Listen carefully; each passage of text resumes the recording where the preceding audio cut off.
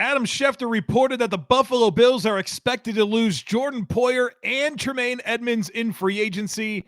My thoughts on that and several herd mentality items are all coming your way today on Locked On Bills.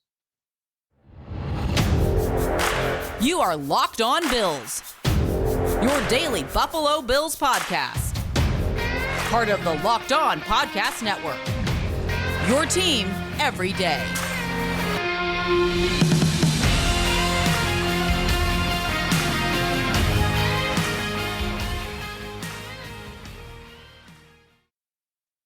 What's up, Bills Mafia? It's Joe Marino, author of Go Bills and Buffalo's Run, also the host of the Draft Dudes podcast, and I'm your host of Locked On Bills. Happy Thursday to you, and thank you for making Locked On Bills your first listen every day. And as a reminder to you, we are free and available on all platforms, including YouTube. This episode is brought to you by FanDuel Sportsbook, official sportsbook of the NFL. Make every moment more. Visit FanDuel.com/lockedon today to get started. Well, folks, we got some big news on Wednesday when Adam Schefter reported on NFL Live that the Bills are expected to lose Jordan Poyer and Tremaine Edmunds in free agency. And so that's obviously the lead topic today, which we will talk about here in this first segment. And then in segments 2 and 3, we're going to get into some herd mentality items, some good stuff about the combine, some draft ideas, and some good follow-ups on my mock offseason that I delivered yesterday on the podcast. But we do need to start with this bomb, right? Adam Schefter, Bills expected to lose Tremaine Edmunds and Jordan Poyer. Now, that doesn't mean that they will for sure, but it's certainly a nugget of information that gives us some doubt about either of them returning to the Buffalo Bills. Now, we've been preparing for this with Jordan Poyer. I think most people have long accepted that Jordan Poyer was going to leave in free agency.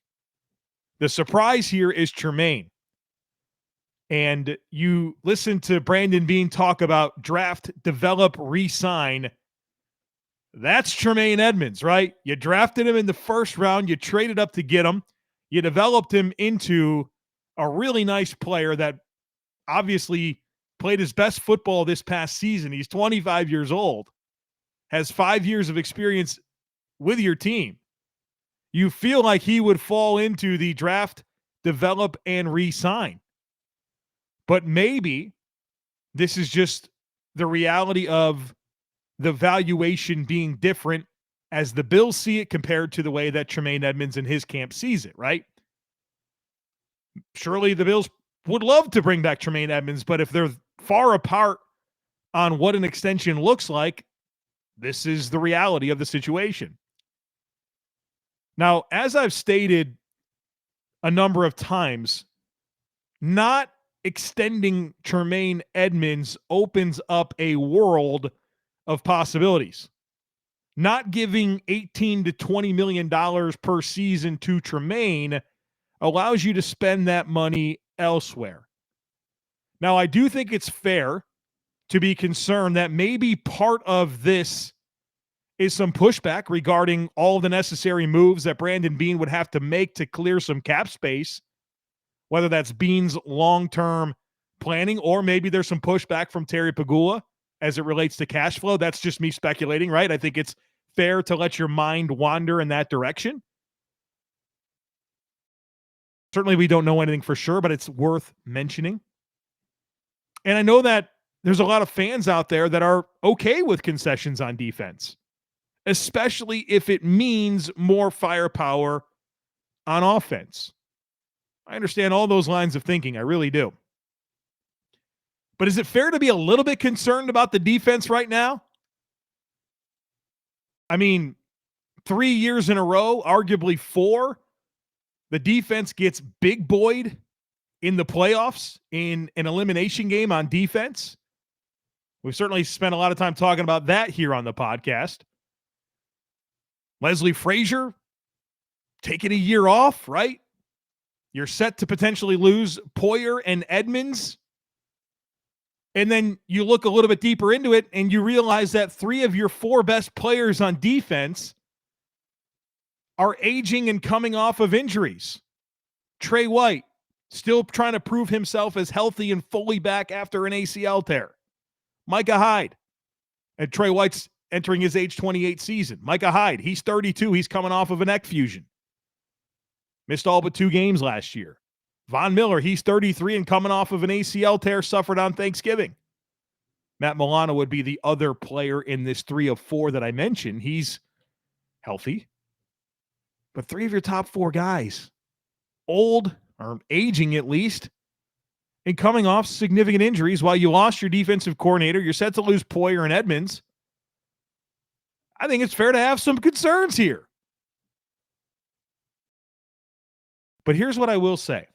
And this is a reminder that I tell myself all the time, especially as it relates to the offseason. Let's let it play out. My message to you and all of Bills Mafia is to let it play out. There are a lot of roster moves coming. And just because they do one thing doesn't mean they will or will not do another thing. I remember last year, everyone's freaking out over the need to sign an edge rusher, and they're signing with other teams, and then Chandler Jones signs with the Raiders, and you just feel like the Bills aren't going to find that impact pass rusher. The next thing you know, Brandon Beane signs Von Miller.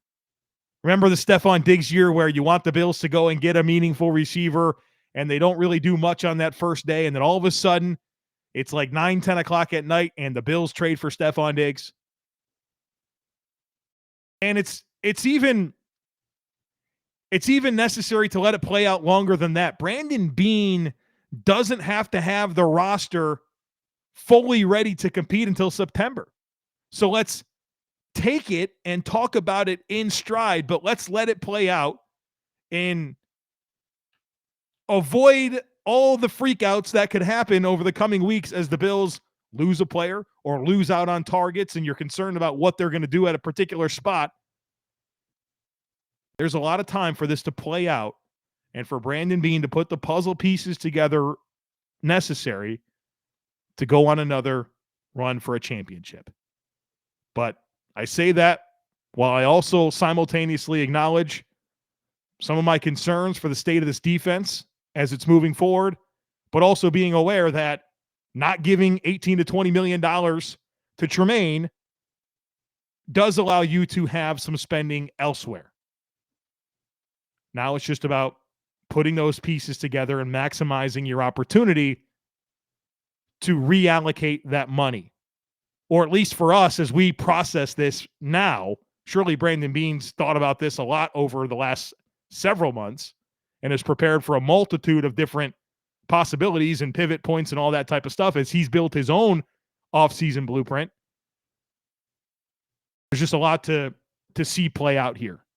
But also the last thing I'll say as part of this conversation is just because Adam Schefter said the Bills are expecting to lose Jordan Poyer and Tremaine Edmunds doesn't guarantee that that's going to happen. Maybe it will. Maybe it will happen. But it hadn't happened yet. And I remember the year Matt Milano hit free agency, and there was this crop of free agents of, I think it was Matt Milano, Darrell Williams, and John Feliciano. And I remember a lot of us thinking, I don't think he can bring them all back. I don't think he can do it. And then he brings back all of them, right? Including Milano literally at the 11th hour. So let's see what happens. But obviously, a big report from Adam Schefter that gives you some concern about, really, I mean, it gives you concern about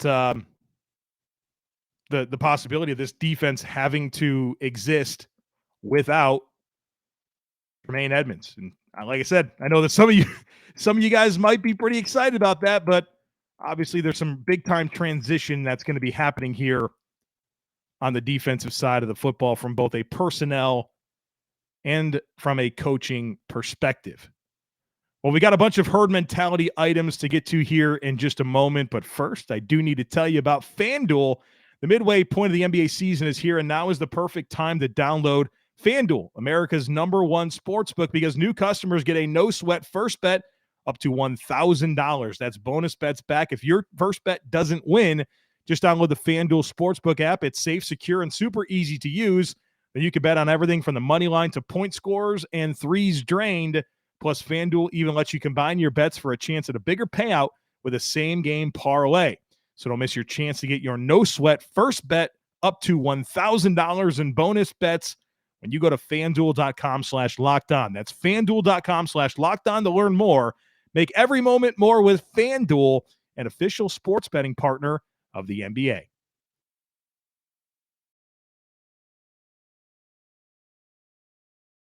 All right, let's get into some herd mentality items here. The first one comes from Eric.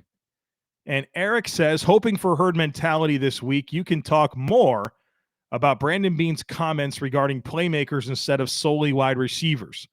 After a majority of the top wide receivers disappointed in their physical testing at the combine, do you think Brandon Beane was letting on to their plan of not thinking this year's group is overly impressive and going a different direction? Curious what your overall view of this wide receiver class is, too, relative to prior years. It seems like a down one. It's a good question here. I will address the second part of that question first, in terms of this being a down year for wide receivers.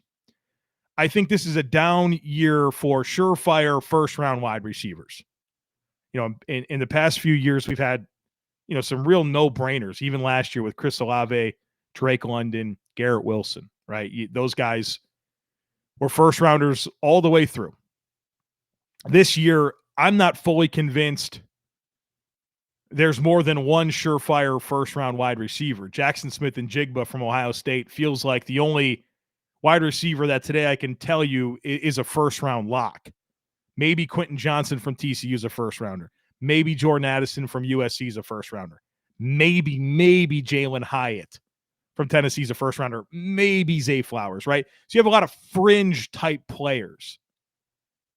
So what I think this draft class presents is a really good opportunity to play the waiting game and find some value at wide receiver. I think there's some good wide receivers that I'd love to get on day two. And in due time, I'll really break down those guys. But some names just off the top real quick here. Marvin Mims from Oklahoma, who I've hyped up quite a bit. Josh Downs from North Carolina is a player that I like quite a bit in that range. Puka Nacua from BYU. There's names, right? There's players that I like. And I think the Bills will get a chance to find an answer, to find a meaningful weapon for their offense at wide receiver. But I don't think that there's the premier guys. And I actually think that actually helps the Bills because they're picking later in the first round. And I think it's going to put teams in a position where they don't have to panic, right? There's not a guy that they have to get. I mean, maybe it's Jackson Smith-Njigba, but I don't think that there's going to be this rat race to jockey for position to get 1, 2, 3 different receivers in the first round. I think teams are going to be willing to wait, and that's going to push talent down the board at receiver. And you can get them in a more appropriate range relative to their value, to their valuation and where they should be drafted. So yeah, I do think it's a down year for wide receivers. Now, as for Brandon Beane's comments about playmakers, right? I talked about this. He was asked about wide receivers, and he pivoted to, we need playmakers. We need guys that can help with matchups. He talked about how you can put a tight end, an extra tight end on the field, or a running back, or different skill sets on the field to force personnel groupings on defense and take advantage of that. I think that's good, sound process. But as you listen to that, as you hear Brandon Beane talk about the Jeremy Shockey, Greg Olsen tandem in Carolina, and you're aware that Ken Dorsey and Mike Shula were key parts of that coaching staff, and you heard me talk about that last offseason, and it really didn't happen, but maybe they still want it to. I do think that there could be some creative ideas coming to this Bills offense about different personnel groupings and taking advantage of other types of weapons as opposed to just wide receivers. And so the good thing about this draft class is I think it's loaded with tight ends. Loaded. I think this is one of the best tight end classes I've ever seen. And there's some really intriguing running backs, really unique skill sets, some speed guys, some power guys, but players that profile as complementary, ball carriers, guys that deserve 10 touches or so a game. So I think it's just leaning into what's available and understanding that you don't have to force a receiver. You don't have to force a receiver. You could go with other directions and become more dynamic with your personnel groupings and help force and dictate some of the personnel groupings and matchups that you can have at your disposal. So I think it's good thought process by Brandon Beane, although I always go back to this. Josh Allen, throughout his career, likes to throw the ball to wide receivers. Occasionally get it to tight ends, occasionally get it to running backs, but his bread and butter has been wide receivers. And so for as tantalizing as some of those ideas can be with pony backfields, right, putting Nyheim Hines and James Cook on the field at the same time, or having two tight ends and moving some guys around, all of that sounds great. But Josh Allen, the guy I've watched for the last 3 years, when he's played his best football, it's because he's throwing the ball to wide receivers. So I'm interested to see how that evolves relative to Josh Allen and his approach to the game. John says, who do you think was the biggest needle mover at the combine? Also, as an evaluator, how much stock do you really put in the numbers there? Or is that a case-by-case basis? It feels like GMs sometimes fall into the trap of combine numbers compared to what the tape tells you. It's a good question here, John. First of all, I think the biggest needle mover for me was Jack Campbell out of Iowa. And even before the combine, you've heard me kind of talk about him a few times, and especially as a draft option for the Bills if they lose Tremaine Edmunds. And part of my analysis with him was I think he's smart. I think he's instinctive, very good downhill. He's physical. I like his short zone coverage skills. I just don't know what the athletic profile and the range is here. Well, Jack Campbell goes out there and he's one of the top 5 athletes of any position. I mean, this guy went from, okay, like I think he could be a day 2 pick to like, maybe this is a high day 2 pick. Maybe he's worth looking at the back of the first round. I mean, that's how much I think it moved the needle for a Jack Campbell. Now there's other guys, right? I can get into the City So's of the world, right? A guard from Eastern Michigan who I think helped himself. Surely Anthony Richardson, literally testing as one of the greatest athletes in the history of the combine at quarterback, not necessarily just at quarterback. He is a quarterback, but among all players, that's certainly going to help him. But to me, it's Jack Campbell. I think that's the guy that did the most to help himself in a meaningful capacity. Now, as for the combine and how useful it is, I think there's 3 things that I'd like to say here. First of all, thresholds matter. Thresholds matter. Don't count on guys being the exception. If the good players in the NFL at a certain position are certain size and athletic testing, they have that as like common denominators. If you realize what the commonality is among all the offensive tackles in the NFL and what their height, weight, arm length is, and their athletic testing, and they all fit within a criteria, and then there's a player that you like, but they miss out on one of those areas, it's important to not live in a world where you are continuously counting on guys to be the exceptions. Just because Russell Wilson and Drew Brees had good careers as short quarterbacks doesn't mean that every short quarterback is going to have a good career. Those are outliers for a reason. If 90% of the time something proves to be true, there's still that 10% out there. That does happen, but I'm not going to live in a world where I'm counting on that very often. So thresholds matter. I think this is a lesson that we've applied to Ed Oliver, who I think we all agree is a good starting NFL 3 technique. But is he as good as Christian Wilkins or Quinnen Williams or Jeffrey Simmons or Dexter Lawrence? No. What's the difference? Ed Oliver, sub 32-inch arms, and he's a 280-pound defensive tackle, right? If there's not a whole lot of sub 32-inch arms, 280-pound defensive tackles out there making a big-time impact, well, you need to not really lean into those exceptions with much frequency. To me, the combine is a check with me, right? I've watched the tape on these players for a number of seasons, right? I want to make sure that the athleticism, the play speed that I see on tape matches the timing. And if it doesn't, then it's time to ask questions and maybe go back to the tape and make an adjustment. It's okay to change. The goal is to keep in scouting football players. The goal is to keep gaining as much new information as possible, layering it together and having an evaluation. And you want to get it right at the end of April. It doesn't matter if you're right in February or March. You want to get it right by the end of April. And truth is, you don't always interpret the tape correctly. And there's no reason to cling to your priors. If you sat there and you thought this guy was a bad athlete or a good athlete, and you really believe that, and you graded them accordingly, and then they don't show you that at the combine, it's okay. You don't have to cling to your priors. You have a new piece of information that should impact your evaluation. So all of that's what I think is important as it relates to the combine. Mark says, I'm starting to fall in love with the idea of Jackson Smith-Njigba, the Ohio State wide receiver, to the Bills. He even talked about it in his media availability at the combine. How far up do you think we need to trade to get him? And would you be comfortable with giving up what we'd have to do in order to make that trade? Well, if Jackson Smith-Njigba is the only surefire first-round wide receiver, and there's plenty of need out there at wide receiver, especially given a very weak class of free agents, I think you probably have to move up pretty considerably. What I start to worry about is a trade back team.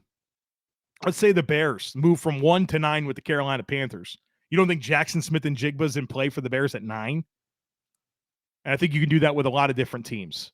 There's plenty of spots along the way where a team is going to need a wide receiver. So I don't think you can sit there and hope that at pick 27, you can sit there and draft Jackson Smith-Njigba. If you feel like that's the guy that you need for your offense, you got to have him. Well, then you're going to have to make a move up the board. Now, I'm not going to sit here and think the Bills should give up multiple first-round picks or anything like that to go way, way up. But if it starts to get around pick 20 and you're at 27, I think that's when you start to really start asking yourself that question. Can we do this? And I am protecting future first-round picks at all costs. Mark had a second question that I really like here. He said, in watching combine coverage, all the times and measurements make sense and are easier to compare across players. As someone who does this for a living, can you explain what scouts are looking for in the on-field work? To me, it is tough to get a gauge on, and I'm curious how the pros watch the on-field work. Well, I mean, every drill, you're looking for something different, but I think at its core, you're looking for movement skills, change of direction ability, hip fluidity, ankle flexion, all that type of stuff. How do they move? How quickly do they do it? How seamless is it? Do they have extra steps? Can they, if they're an offensive lineman and they're having to shuffle, can they keep their hips down? Do they get clicky with their heels? There's all these different clues that you're looking for, but what I think it really all boils down to is what type of movement skills do they showcase? And as you watch player after player after player do these drills, you'll notice that some guys are more rigid, some guys are more smooth, and you're looking for those guys that are smooth, right? You want those fluid, smooth athletes, not the tight, rigid ones. And so each drill is kind of designed in some way to expose that and show change of direction and, flipping hips and turning and running, all that type of stuff. So you're looking for movement skills. And what's fun about the combine is you get to see it in sequence, player after player do the same thing. You can really get a feel for who the most natural and fluid movers are amongst the group. We've got a bunch of questions coming up still here in the next segment, talking about my mock offseason. So that's coming up here in just a moment. Give me a second. I need a quick break.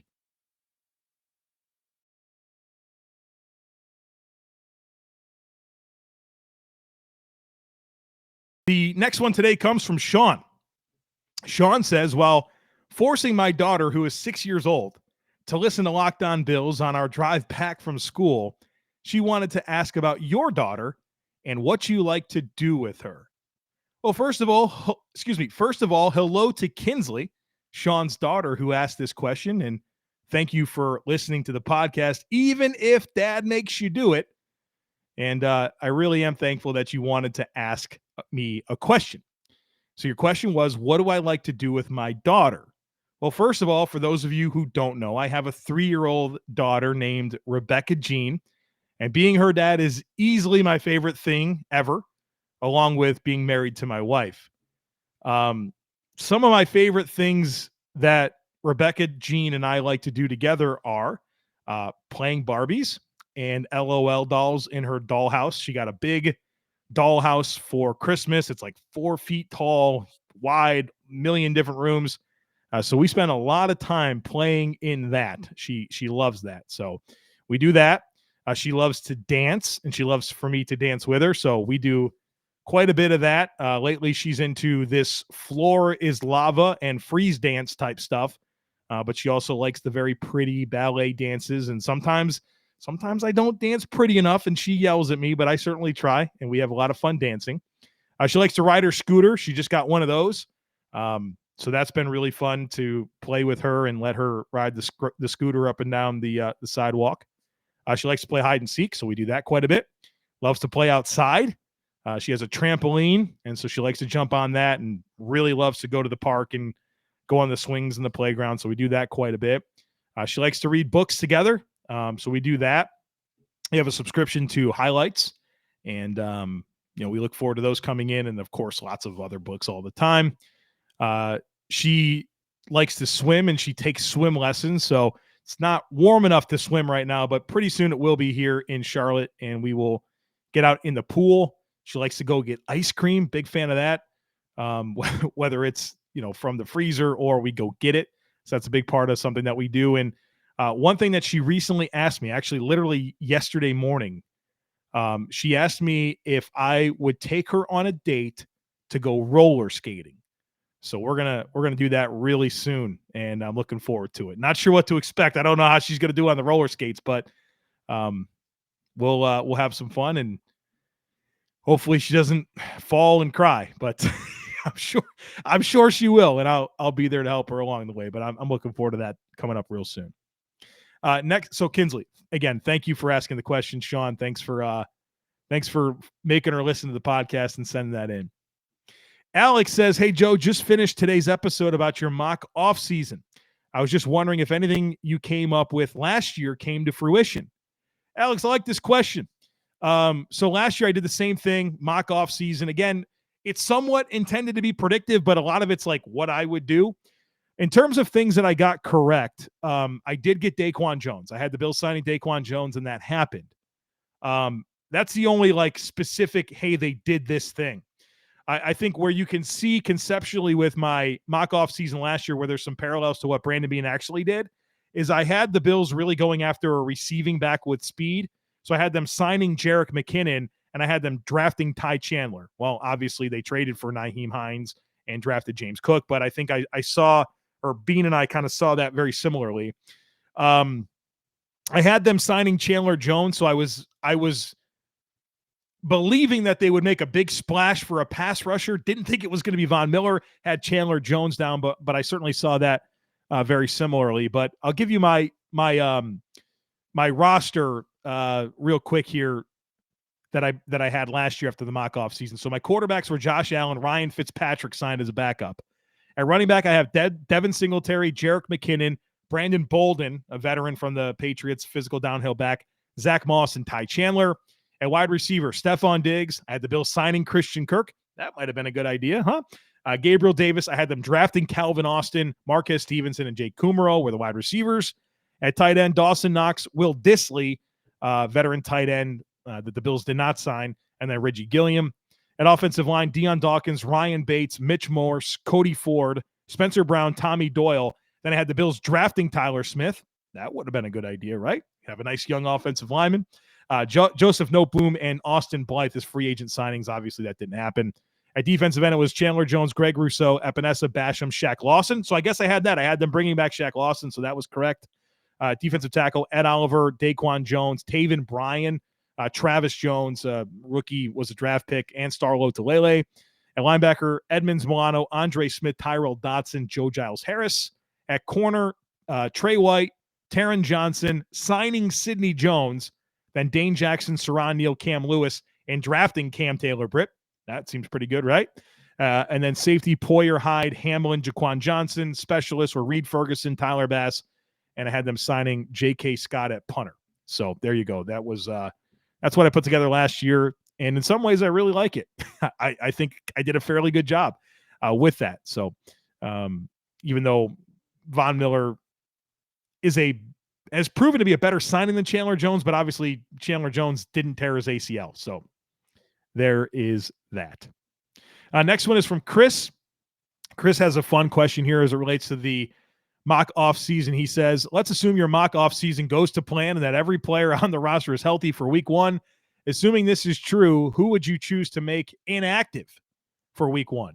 So hopefully you listened to yesterday's podcast, so this answer will make sense to you. But remember, I had 54 players on it. So I'll need to pick 6 players to be inactive. And I think, first of all, there'll be 2 offensive linemen inactive. I had 10 offensive linemen on the roster, so 2 would be inactive. So I think between Warren McClendon, Ike Bucker, and Joe Tippmann, 2 of them would be inactive.